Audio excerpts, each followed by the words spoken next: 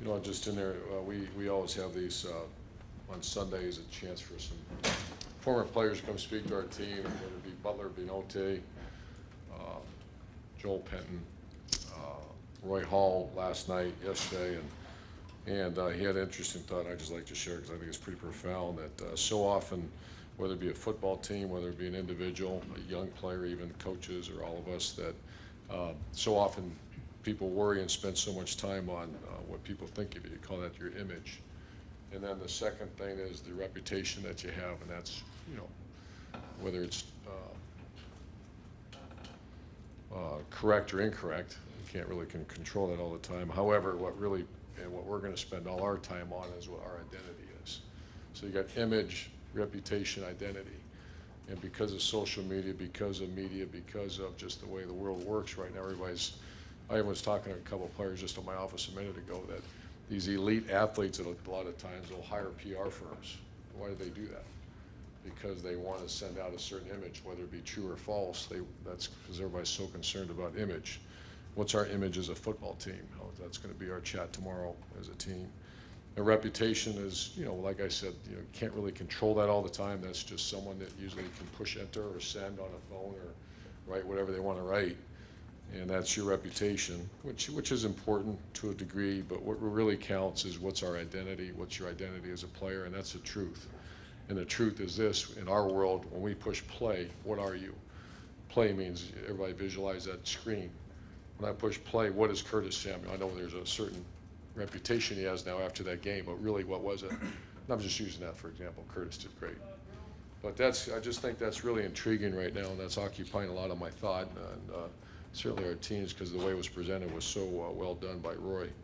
So that's first. Second, I'll do champions on defense.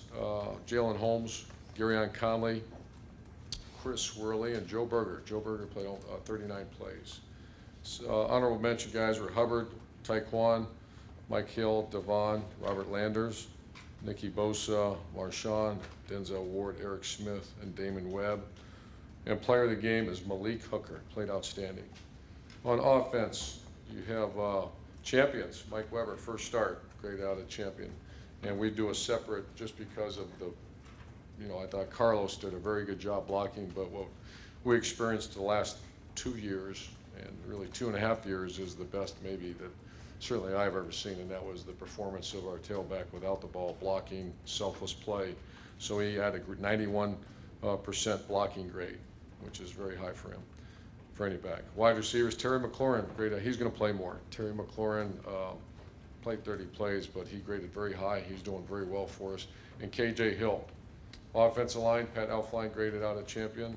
We had co-players of the game, JT Barrett, who played outstanding other than the first miscue, but he's really playing quarterback. A lot of things he did was, you can tell sometimes, other times you can't, but he's audible and making the right calls and playing quarterback. And then Curtis Samuel had an exceptional day.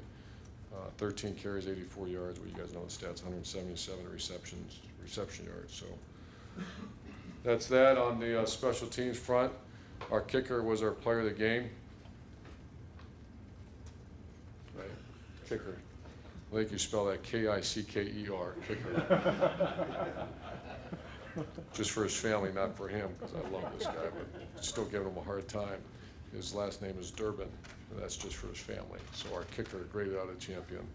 He's a really good guy, man. I love that kid. His effort was outstanding. Made a tackle on kickoff, hustled all over the place, very talented. The best hang time we've had on kickoffs, and did a very good job. Also, Norwood, special mention, and EGW had an opening kickoff tackle within the 15-yard line. I think it was 11-yard line. So that's it.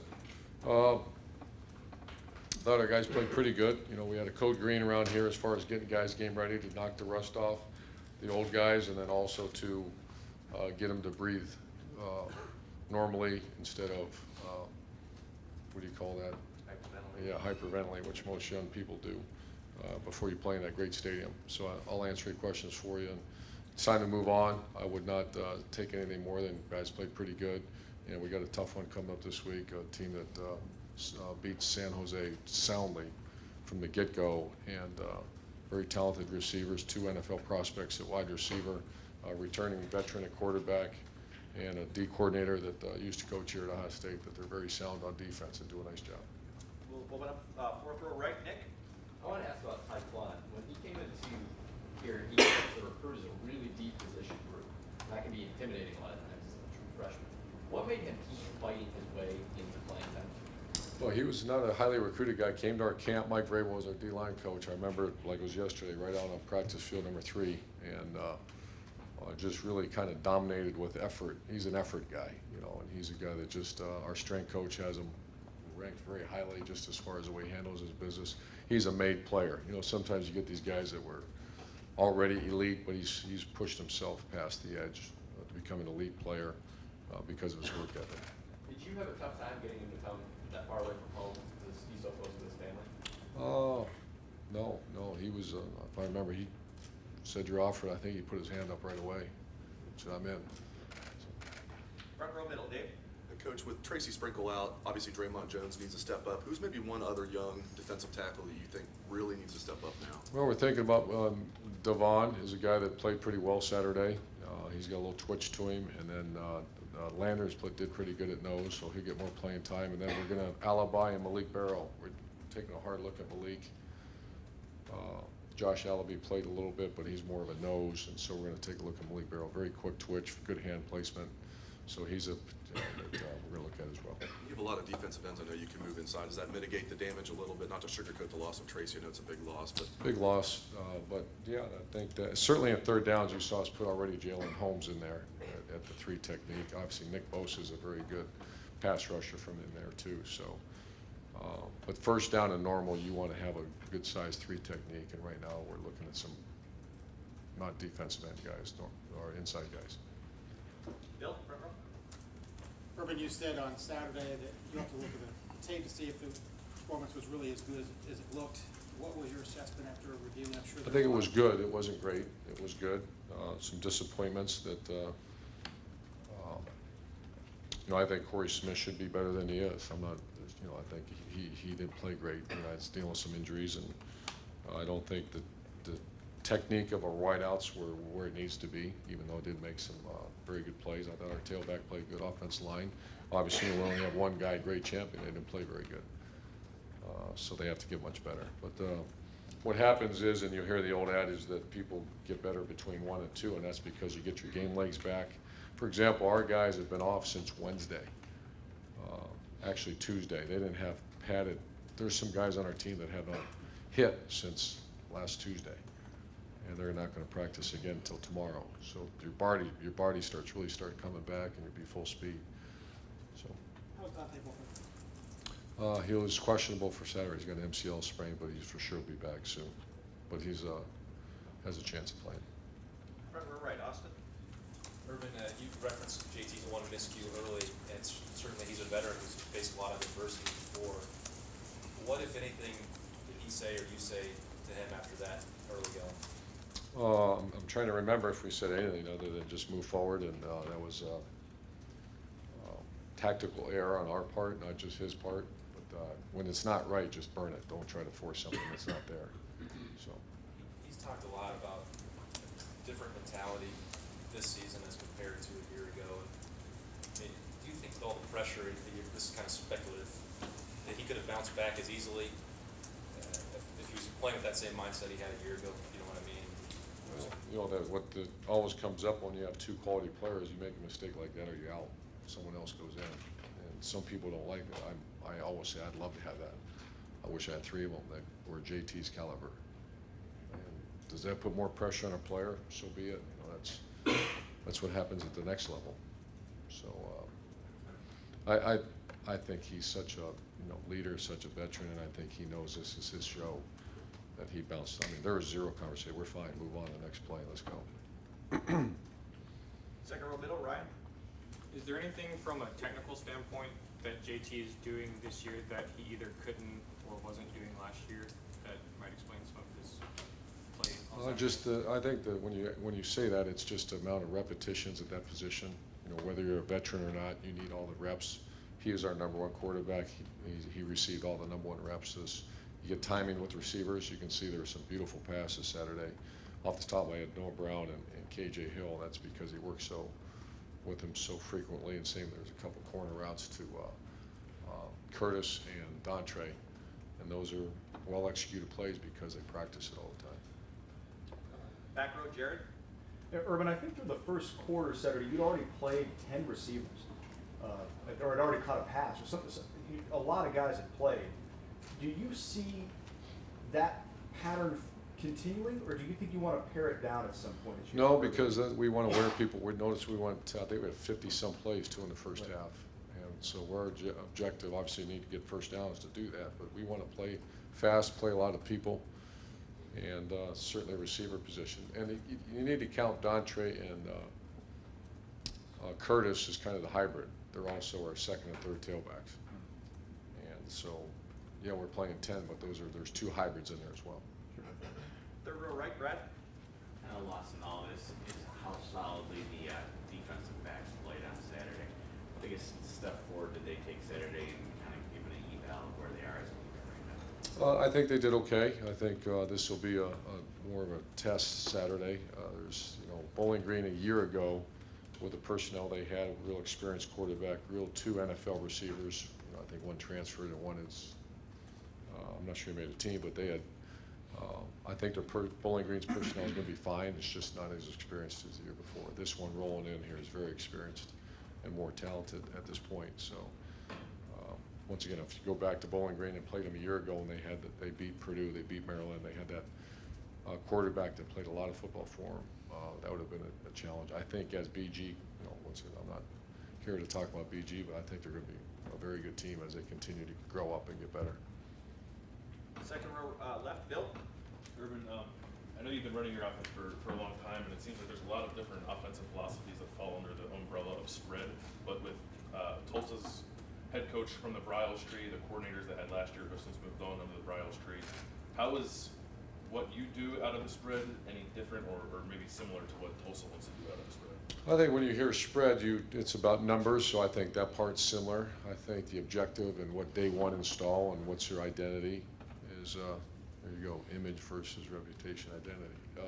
But the identity is, we're going to line up and hammer the football and run the ball, and we expect to lead the conference or be close to the lead in rushing offense. I can't speak to what Baylor does, but they're, when you look at Baylor and then Tulsa, they're very balanced, more balanced than people think. And so I think it's somewhat similar, but there are different fundamental differences to it. Front row, left, Doug.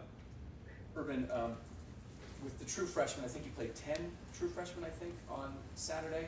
We've talked a lot over the past couple years about redshirting, and you guys don't want to do that. Is it really almost at the point, maybe with the exception of offensive linemen, who maybe take that year development, where a place like Ohio State, you just should not redshirt because either A, they're going to be too good, they're not going to stay 4 years anyway, and if you redshirt them, you sort of lose a year, or B, if they're not that, then maybe you don't even necessarily need them around for a fifth year. Like, That's it's exactly almost the that hard rule. That's exactly the thought process. And I first learned that when Pete Carroll was at USC. I read an article that they don't recruit a guy to redshirt him. There's too many good players out there that want to come to this top 5 type school, and we consider obviously Ohio State a top 5.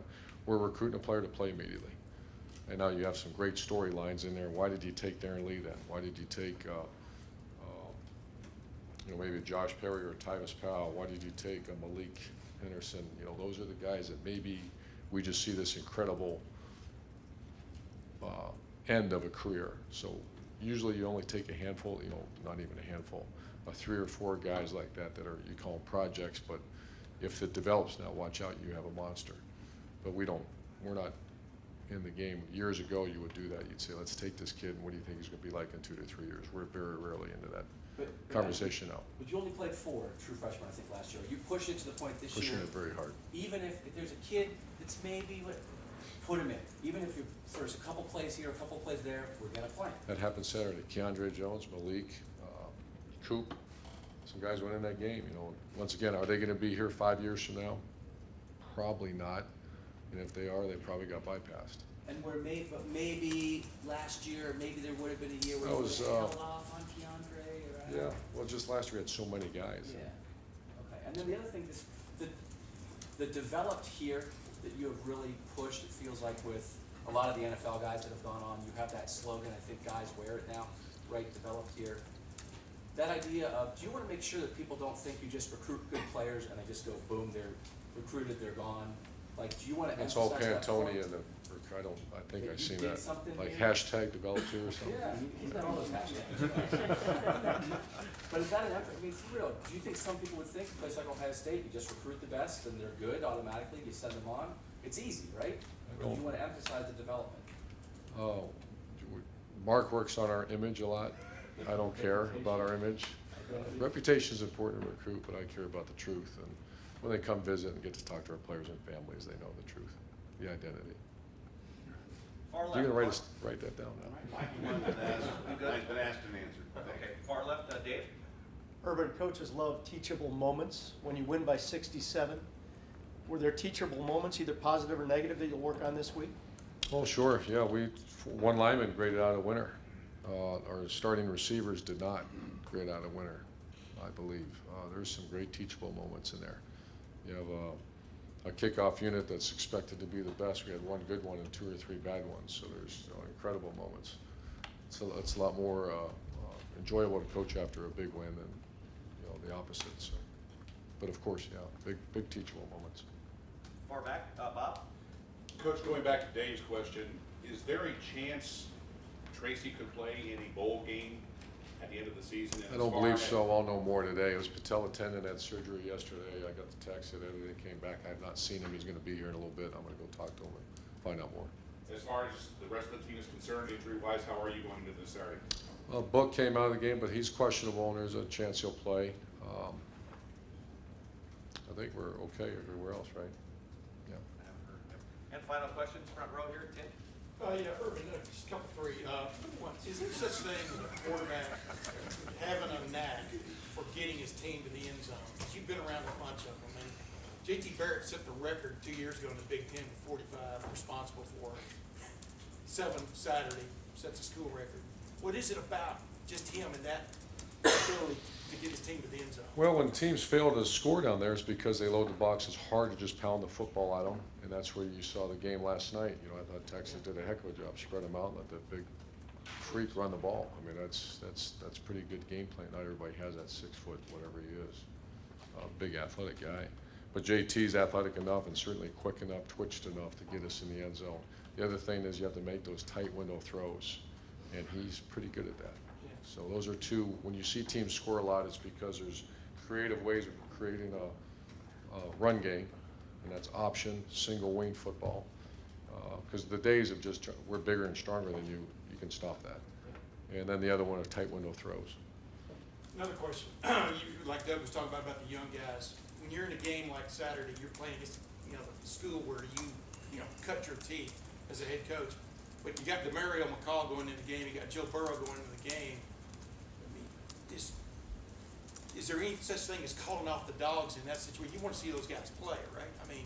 Well, I did, and I don't want to spend much time on that, but we didn't. I think we threw a swing pass or something, and I hear him saying, "Let's throw that." I said, "No, don't you dare! Don't just hand the ball off, and then."